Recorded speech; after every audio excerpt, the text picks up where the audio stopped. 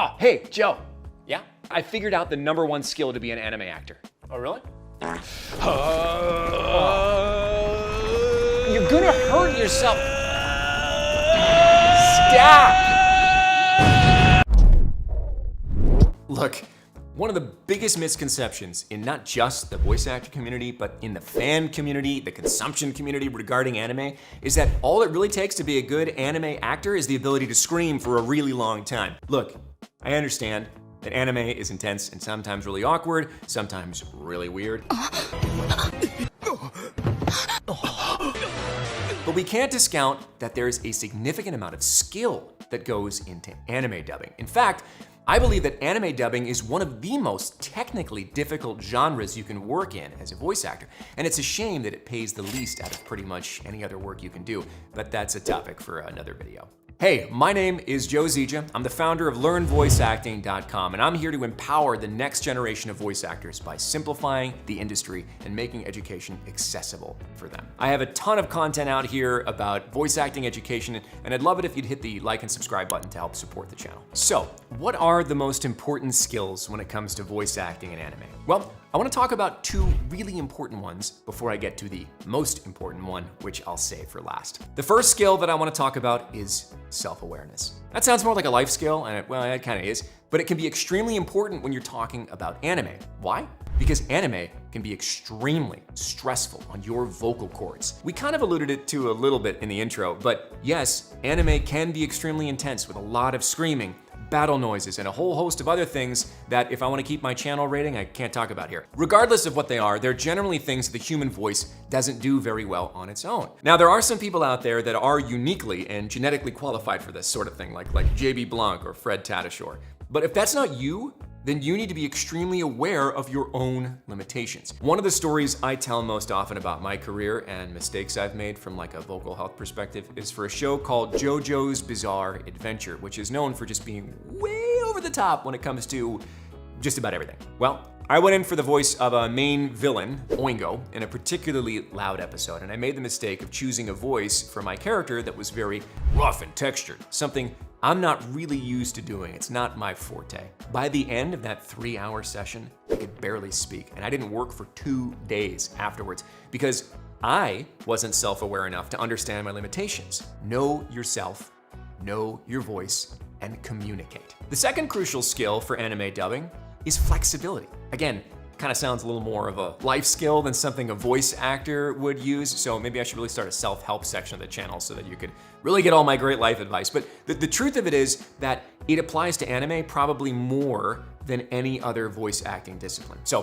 what do I mean by flexibility? You have to be able to adapt to rapidly changing circumstances in an anime session. Not only do we often deal with plot lines and characters and situations that are really far beyond the bounds of reality, we're also dealing with part of the industry that isn't always as tight-knit as things like commercials or corporate presentations. There are many layers to the process that allows an anime to be translated and adapted into English, and then put into a format that a voice actor can understand, interpret, and then deliver. We often find that the scripts we get from the adapters, who are the people that take the translation and then adapt it to make sure it fits the context of what's going on the screen, they're not exactly perfect. I don't think I've ever done an entire anime session in my life where we haven't rewritten the script on the fly to make sure it fits what's going on the screen.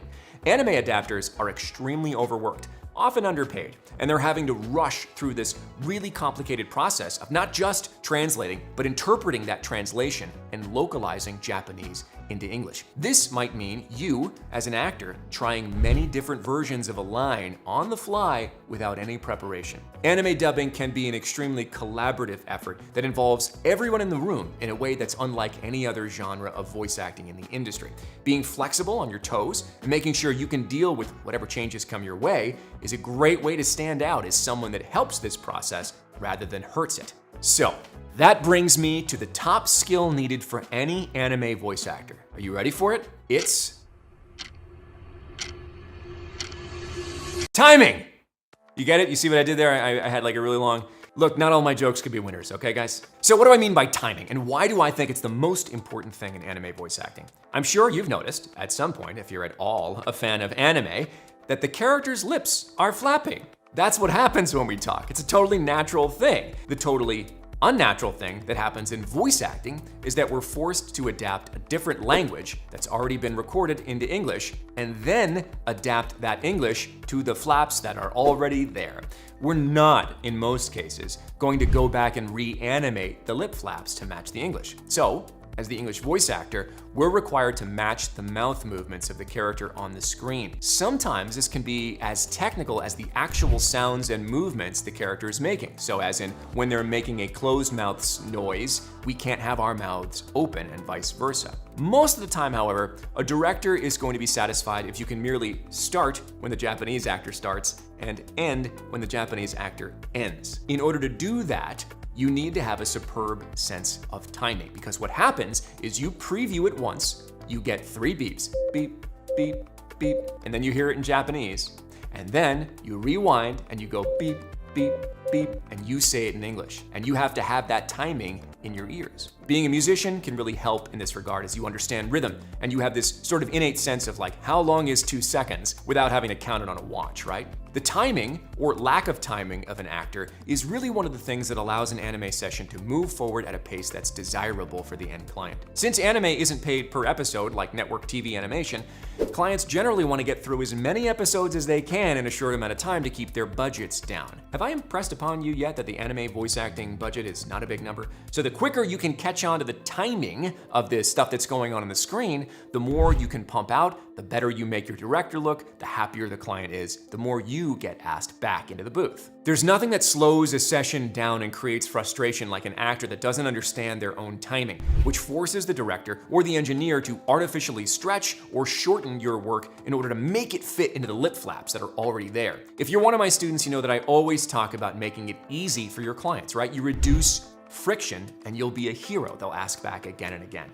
In anime, the way you do that is timing. I'm assuming by now that you're astute enough that you've noticed that out of all these skills, I haven't mentioned anything that people think of when it comes to voice acting, particularly acting. We're not talking about making these great wild character voices or about making strong choices in the copy. We're talking about some extremely technical things. And that brings up some general points I really want to make clear about voice acting, and that it's not about the voice. It's not about the voice. It is not about the voice. There is so much more to this career than what you sound like or what character voices you can do. So many people ignore it all the time. It's my job here to lift the veil from your eyes and make sure that you understand that there are many components to this business and many ways to succeed. I hope I've done that for you today. Please make sure you like and subscribe if you'd like some more awesome educational content relating to voice acting education, and the incredible stories we tell each other. Thank you guys so much. You go get behind the mic.